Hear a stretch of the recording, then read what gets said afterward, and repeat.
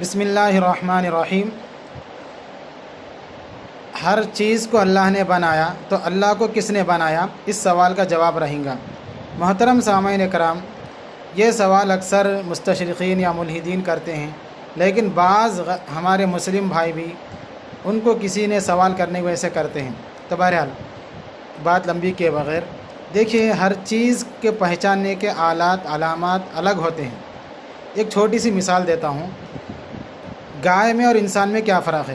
وہ انسان چاہے مسلمان ہو یا کافر ہو، لفظ انسان کیا فرق ہے؟ ایک موٹا سا فرق یہ ہے، جیسے انسان بات کرتا، الرحمن علم القرآن خلق الانسان علمہ البیان، اللہ نے انسان کو بولنے کی طاقت دی، لیکن گائے میں بولنے کی طاقت نہیں ہے۔ انسان چاہے 80 سال کا ہو جائے، اگر پین لے کے کوشش کرے تو اپنے نام لکھنے پہ قادر ہو جاتا، لیکن گائے پوری زندگی بھی کوشش کرتا، لکھ نہیں سکتی۔ اس طرح انسان شادی بیاہ کرتا اور ہنستا، یہ موٹے فرق، بہت سارے فرقوں میں سے ایک موٹا فرق یہ ہے۔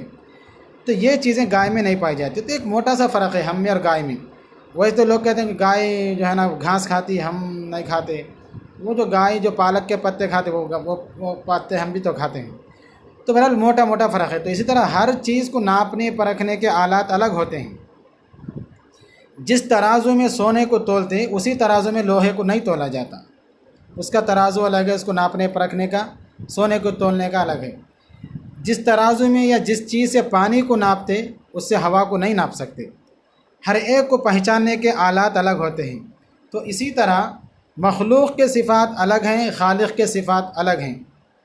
اسی لیے جس وقت اللہ کے رسول صلی اللہ علیہ وسلم کو مکے کے مشرکوں نے کہا تھا کہ ہمارا خدا پتل کا بنا ہوا ہے، ہمارا خدا فلاں سونے کا بنا ہوا ہے، ہمارا خدا تو ویسا ہے، عیسیٰ نے کہا ہمارا خدا کا بیٹا ہے، اس سے فلاں سے، تو تمہارا خدا کیسا ہے؟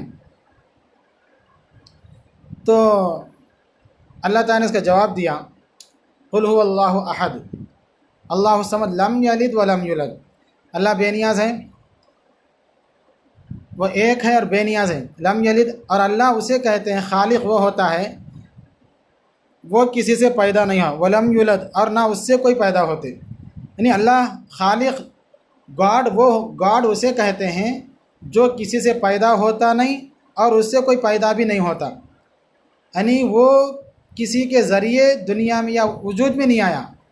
گاڈ کیسا رہتا؟ کسی کے ذریعے وجود میں نہیں آتا، اور اس ذات سے کوئی دوسرا وجود میں نہیں آتا۔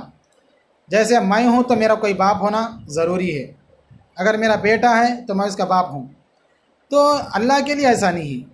اللہ بولتے ایسی ذات ہو کہ جس کا کوئی پیدا کرنے والا نہ ہو، اسی کو اللہ بولتے، ٹھیک ہے؟ تو بہرحال اللہ اسی کو کہتے ہیں جس کو کوئی پیدا نہ کرے، جس کو کوئی بنائے نہیں۔ تو لوگوں کا ذہن جاتا ہے کہ بھائی اصل میں کیا رہتا؟ دیکھیے، ہم آپ کو مثال کے طور پہ سامنے اب یہ ٹیبل یا میز رکھا ہوا ہے، تو یہ میز دیکھتے سمجھے اس کو کوئی بنا ہے، کیونکہ اس طرح سے جو بنا، یہاں پر کھولنے اور رکھنے، اس میں سامان رکھنے کی جو چیزیں ہیں، تو ایسا اپنے آپ تو نہیں بنتا۔ جس کو کون بنائے؟ ہو سکتا کوئی کارپینٹر ہے اس کو بنانے والا۔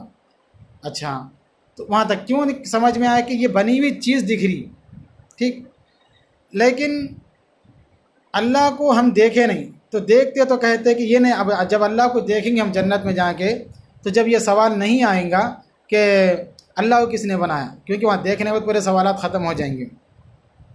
تو بہرحال اسی طرح اللہ تبارک و تعالیٰ کے بہت سارے صفات میں نے آڈیو میں یوٹیوب میں ڈالا ہے، اللہ تعالیٰ کے ذاتی صفات، لازمی صفات۔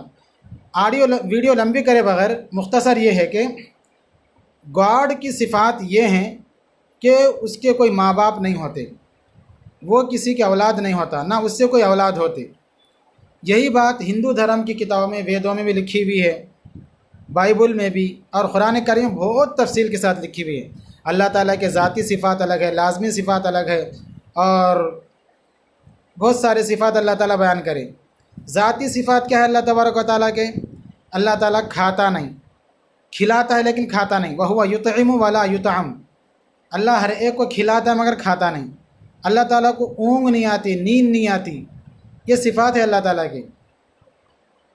اور اللہ تعالیٰ بھولتا نہیں، لا یضل ربی ولا ینسا، لا تأخذہ سنۃ ولا نوم۔ تو ہر ایک کے پہچاننے کے، ناپنے کے آلات الگ ہوتے ہیں۔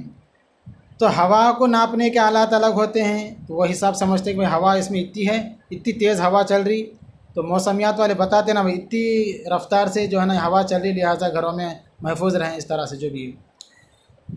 تو اللہ جو ہوتا اس کے لیے کیا آلات ہے، اس اللہ کے لیے آلات یہی ہیں، اللہ کے صفات یہی ہیں کہ جو خدا ہے نا اس کے یہ صفات ہوتے ہیں کہ وہ اس کو کوئی نہیں بناتے، وہ ہر چیز کو بناتا لیکن اس کو کوئی نہیں بناتے۔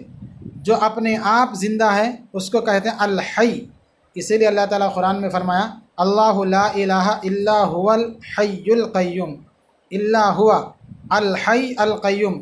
الحی اس ذات کو کہتے ہیں جو اپنے آپ زندہ ہے، کسی کے وجود میں لانے سے وجود میں نہیں آیا۔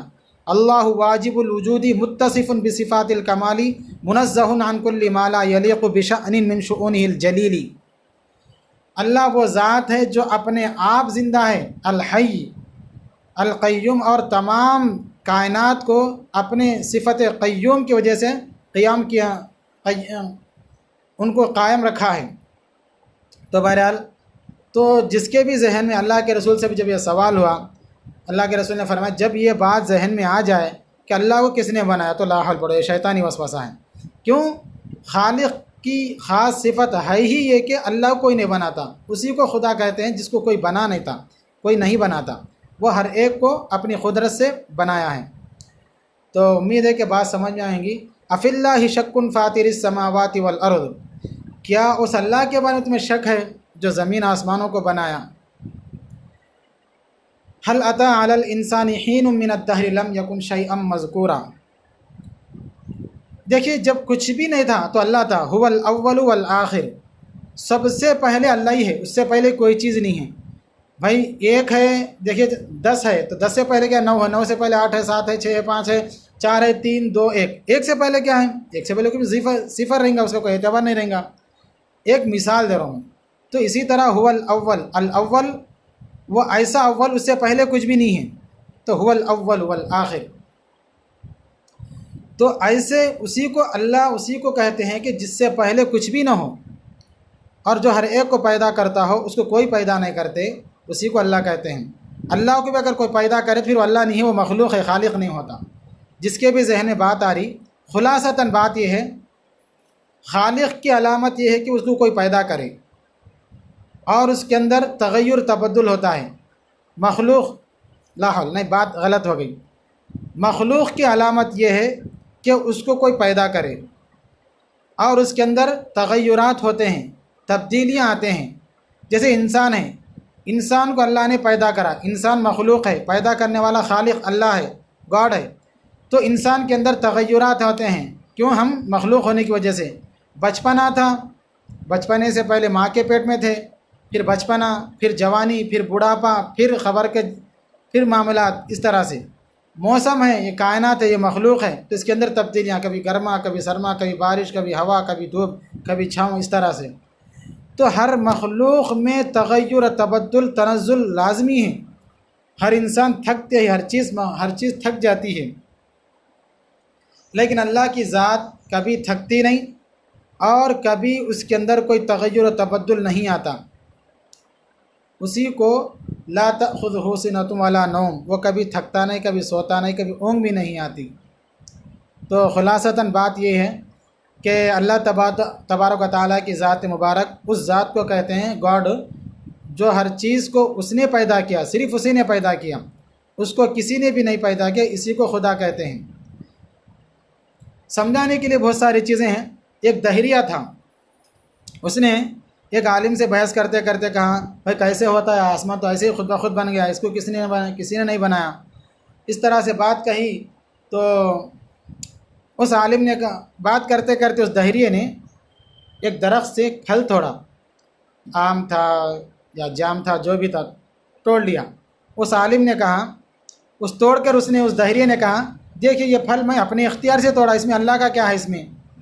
تو اس عالم نے ایک اچھا جواب دیا، اس نے کہا اگر تو اس کے اپنے اختیار سے توڑا، اس میں اللہ کا کوئی بھی دخل نہیں ہے، تو جہاں سے توڑا نا وہاں لگا دے بولے اس پھل کو، تو وہ شرمندہ ہو گیا۔ تو محترم سامعین کرام، انسان کے بھی، مخلوق کے بھی رہنے کی جگہ کے حساب سے الگ حالات ہوتے ہیں۔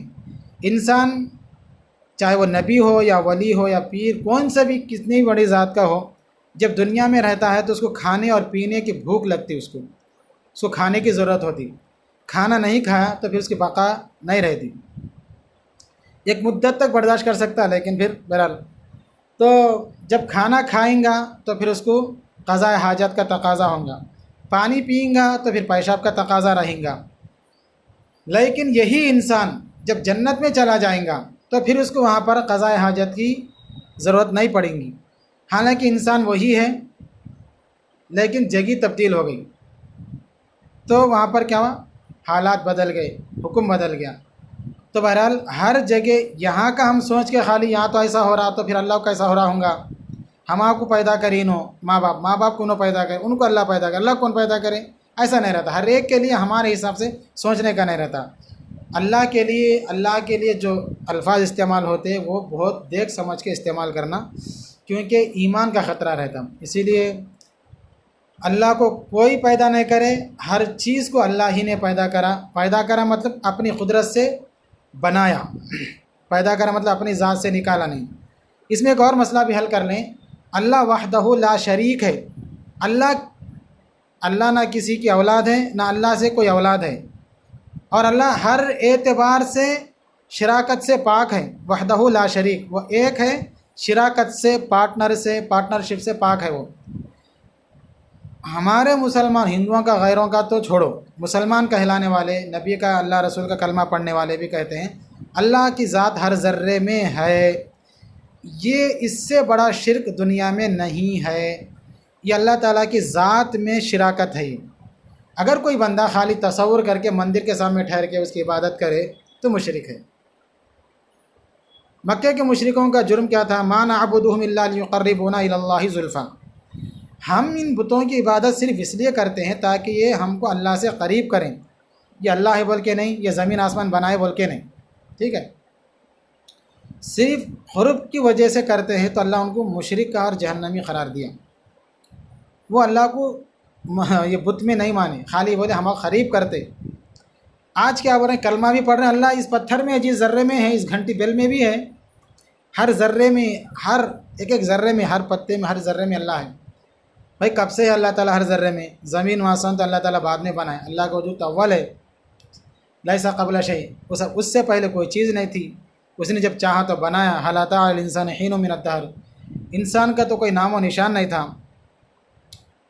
تو اللہ تعالیٰ ہر ذرے میں کب سے ہے، بنانے کے بعد ہر ذرے میں آئے، پھر بنا، جب اللہ تعالیٰ قیامت میں اذا دکت الارض دکن دکا، پوری زمین کو ریزہ ریزہ کر دیں گے، انسانوں کو سب کو جو ہے نا موت دے دیں گے، تو پھر اس میں سے نکل جائیں گے ریزہ ریزہ کرتے وقت۔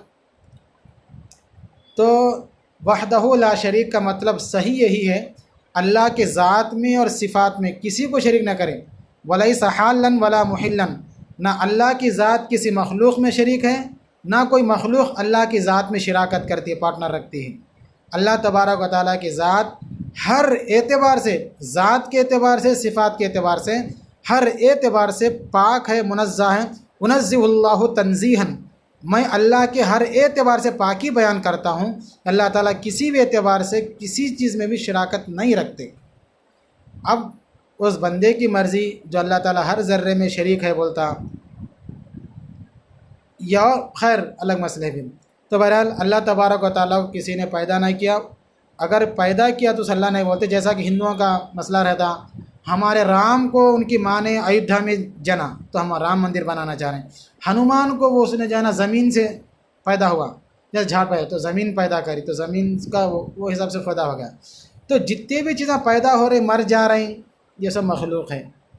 خالق کی صفت کیا ہے، نہ پیدا ہوتا نہ اسے موت آتی، وہ موت سے پاک، کسی کے پیدا کرنے سے پاک، سونے سے، اونگنے سے، بھولنے سے، کسی کا ظلم و جبر اس پر چلنے سے، ہر اعتبار سے پاک ہے، قادر مطلق ہے، سب اس کے حکم کے تابع ہیں، کن فیکن کی ایک محتاج ہے پوری کائنات اس کے سامنے۔ تو امید کرتا ہوں کہ گاڈ وہ ہے جس کو کوئی پیدا نہیں کرتا، بلکہ وہ ہر چیز کو وہی پیدا کرتا ہے، لیکن اس کو کوئی پیدا نہیں کرتا، اسی کو خدا کہتے ہیں۔ السلام علیکم۔